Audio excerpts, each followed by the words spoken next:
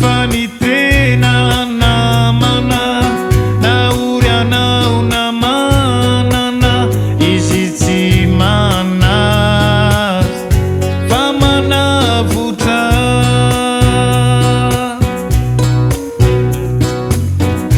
ny fanampiny tena namana rehefa lavy izy omeo tanana anaovany so sy ny tsarako mila mifampiaro mirainy naizanaiza toerana halay mila mifampitsinjo mahay mifanaraka sy mifanaja tsy maintsy misy ny adiady ny mpinamana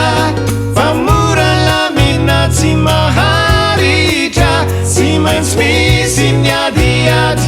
ny mpinamana fa tena mora lamina mora mifanantona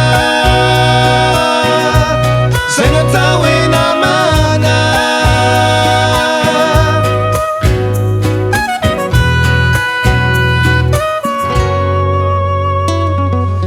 mitazona tsy ambarate